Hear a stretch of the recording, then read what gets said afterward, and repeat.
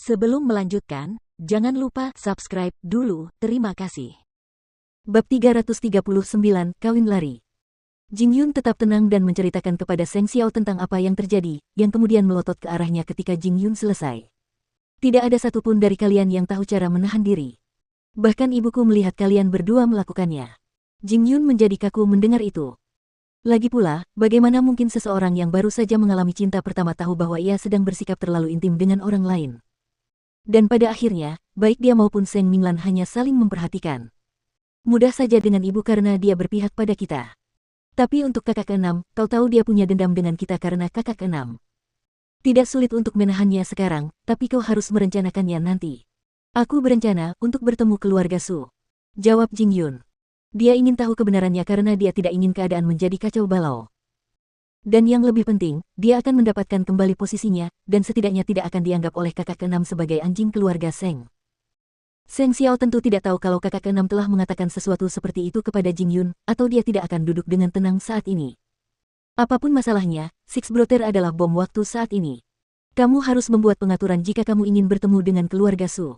Siapa yang ingin kamu temui, Su Yihong atau pasangan Su? Jing Yun memperhatikan Seng Xiao tetapi tidak mengatakan apapun, karena dia cenderung bertemu dengan pasangan Su. Sementara itu, kakak keenam gelisah saat kembali ke rumah. Ia mondar-mandir di kamarnya karena kini ia menyimpan rahasia besar. Dia benar-benar ingin memberitahu kakek Seng agar dia menghukum Jing Yun. Apa yang menyebabkan dia bersikap kurang ajar seperti itu? Dia ingin orang tua itu menghajar Jing Yun habis-habisan, dan memberitahu dia apa artinya mengetahui tempatnya. Meski begitu, kakak keenam tahu bahwa lelaki tua itu akan menghukum Seng Minglan dengan keras juga begitu dia mengungkap masalah itu. Meskipun dia tahu bahwa kakak keenam dan kakak keempat memiliki perbedaan pendapat, yang bertanggung jawab adalah Mukiki, itulah sebabnya dia tidak terlalu menyalahkan kakak keempat. Dan misi Mama Seng adalah mengawasinya. Dia telah menerima telepon Seng Xiao dan tahu bahwa ketakutannya akan menjadi kenyataan. Namun, belum ada orang lain yang bisa menghubungkan keduanya saat ini. Bagaimanapun, Seng Xiao tahu betul seberapa jauh pengaruh Huang Yao sehingga dia hanya pergi ke beberapa tempat bersama Mukiki saat mereka masih berpacaran. Saat ini, setiap jam yang dapat mereka beli berarti 1 jam yang dapat mereka gunakan. Malam harinya, Jing Yun mulai berkemas ketika sampai di rumah, berpura-pura seolah-olah dia akan pergi ke luar kota. Seng Minglan tidak dapat menahan rasa bingungnya. Aku tidak mendengar kabar dari kakak ke-8 tentang kepergiannya. Apakah kamu akan pergi sendiri? Jing Minglan berhenti sejenak, menegakkan tubuhnya sambil memegang Seng Minglan. Aku akan menemukan diriku sendiri. Hal itu membuat Seng Minglan bingung. Bisakah kamu menjelaskannya?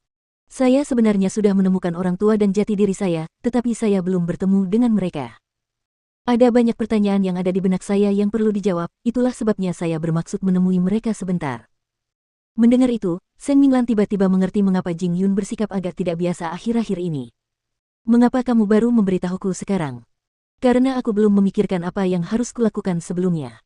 Aku akan pergi bersamamu. Seng Minglan berkata dengan tegas. Dengan begitu, aku akan langsung tahu jika sesuatu terjadi padamu, atau aku akan terus-menerus khawatir. Tetapi Tuan Muda ke-6 melihat kita hari ini. Saya khawatir dia tidak akan bisa menahan diri untuk tidak memberitahu ketua, itulah sebabnya saya meninggalkan Anda untuk tinggal bersama Tuan Muda di Jingting. Ini adalah satu-satunya cara agar saya bisa merasa tenang. Jing Yun, aku sudah bilang aku akan pergi bersamamu. Seng Minglan bersikeras. Aku ingin tahu mengapa keluargamu juga meninggalkanmu. Jing Yun akhirnya menyerah, tak berdaya. Saat kita kembali ke Jianchuan, berita tentang kita sudah tersebar. Itu akan terjadi pada akhirnya, bukan? Seng Minglan tidak takut sama sekali. Sebenarnya, dia sedikit gembira. Dia sudah lama ingin memberitahu dunia tentang siapa Jing Yun, bahwa dia mencintainya, bahwa dia akan bersamanya dan tak seorang pun akan menghalangi jalannya. Kamu sebaiknya tidur. Aku akan berkemas. Karena keluarga Su belum pindah seluruhnya ke Jianchuan, pasangan Su masih berada di kota lain. Seng Minglan mengangguk dan menggenggam tangan Jing Yun. Apapun yang terjadi, badai apapun yang akan datang, aku akan menghadapinya bersamamu.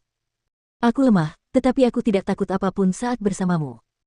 Jing Yun menelepon Seng Xiao, meminta agar dia menjaga kakak keenam untuk sementara waktu, atau setidaknya menghentikan apapun yang terjadi saat dia masih jauh dari Jianchuan.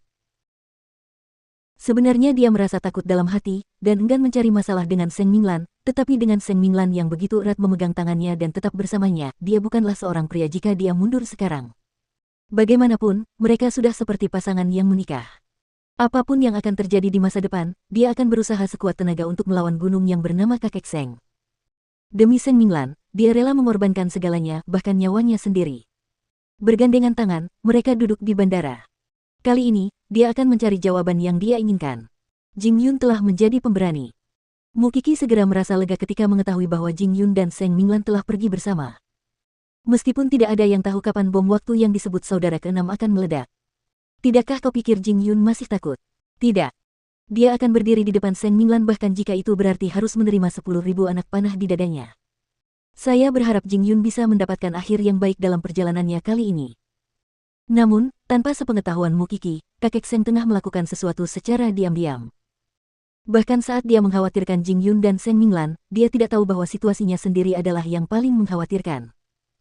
Bagaimanapun, lelaki tua itu sudah mendapatkan keinginannya dan berhasil menghubungi keluarga Gu, dan sudah memiliki kesepahaman awal dengan mereka. Adapun apakah rencananya akan membuahkan hasil dalam 3 hari, itu tergantung pada apakah Nona Gu bersedia bekerja sama dengannya. Di sisi lain, saudara keenam hampir tidak bisa merasa tenang. Mama Seng telah memergokinya lewat di ruang kerja lelaki tua itu berkali-kali sepanjang hari, dan dapat dibayangkan betapa banyak yang ingin disampaikan si musang itu kepada lelaki tua itu. Adik perempuannya sudah membuat kekacauan besar. Apakah dia akan melakukan hal yang sama? Kakak keenam yakin bahwa ia harus menepati janjinya karena ia mampu memberi Jing Yun waktu sehari, sehingga ia akan putus dengan Seng Minglan. Karena hari itu masih lama, ia tidak boleh mengingkari janjinya. Meskipun demikian, dia tidak menyangka bahwa ponsel Jing Yun berada di luar area layanan ketika dia mencoba menghubunginya, sama seperti Seng Minglan. Mungkinkah pasangan itu kawin lari, karena tahu bahwa masalah besar sedang mengancam? Wajah kakak keenam berubah saat memikirkan hal itu.